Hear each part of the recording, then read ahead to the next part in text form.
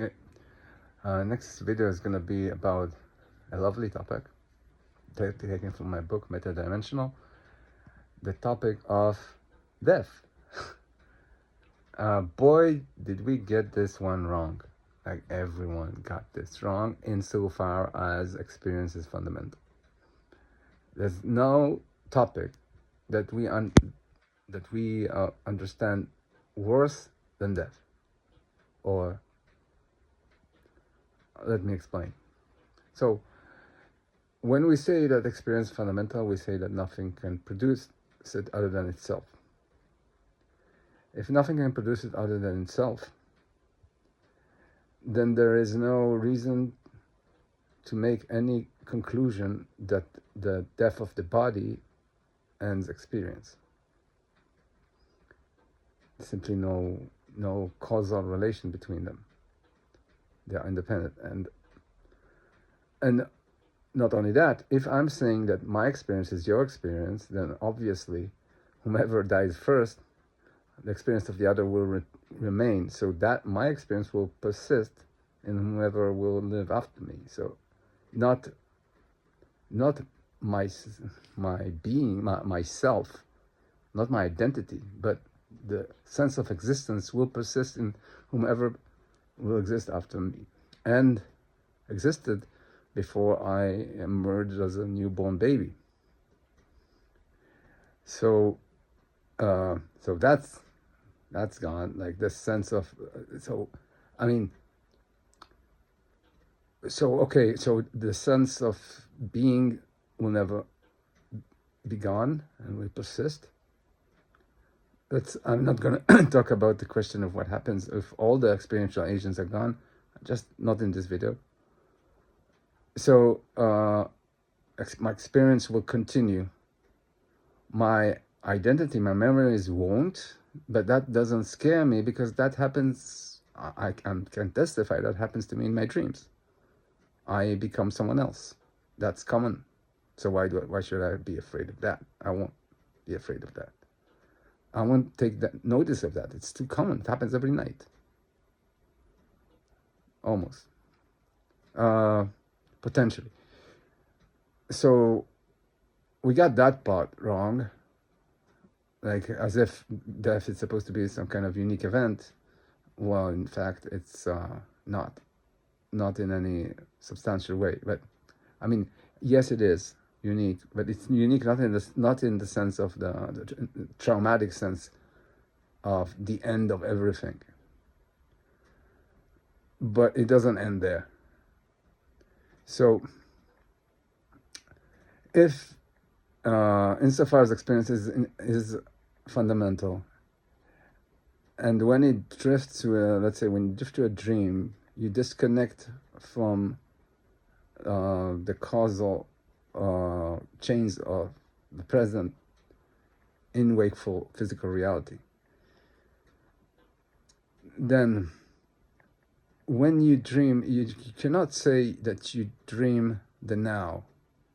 You dream of some other time, some other existence, detached from the current flow of phenomena in wakeful physical reality. So most of the time, that's like, so okay, whatever.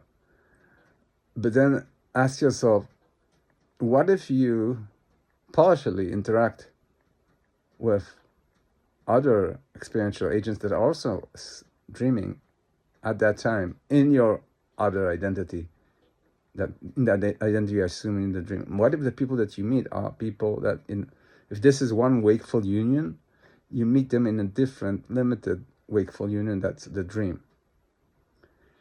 So the thing that you are, the remnants of what you are that you still have in a dream may exist, they manifest with, you may meet people that have not yet been born or interact with people that will be born after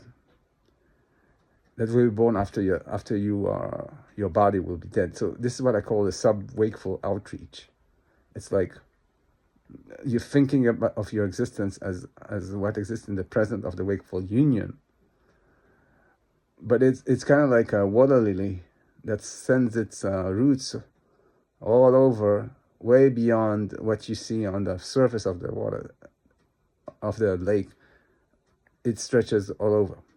So your life, the temporal outreach of your life is beyond your death and beyond your birth, of yourself. Now I'm talking about the remnants of yourself, of your identity. Your identity can affect future and past. So it's hard to say how much of your sub-wakeful outreach, like what's your impact? What's your sub-wakeful impact? Like, I don't know. It's big. It's potentially huge. It's potentially like for all of time. And that's not your eternal soul. That is still you. That is still the self in the present, in the wakeful reality that is affecting it. It's not that you are. It's like you temporarily depart your present, go to the future, go to the past, and return to the present. It's not that you have finished your life and then you somehow come to be. It's not like your eternal soul. It's just tentacles of the present. But it doesn't end there. Now, we think about our life and death. We think a common theme is the question of moral evaluation of our life, such as in the case of Christianity, such as in the case with karma. Like, we think that the things we did justify us getting this or that afterlife. The problem here is this: when experience departs the body, if the body is the custodian of the memory of the identity, then when you depart the body, there's nothing left to judge. There's nothing left to justify this or that judgment. The only thing you may have is what I call your experiential trails, your experience of the present in the moment you die, allegedly, or whatever, and the moment, and as you leap into a different, what I call experiential intersection, a different body, which doesn't have to be in the future, doesn't have to be in the past. It could be even you returning to yourself in a loop. Like, there's no direction, because experience is fundamental. It doesn't move according to the laws of nature. It moves however it pleases.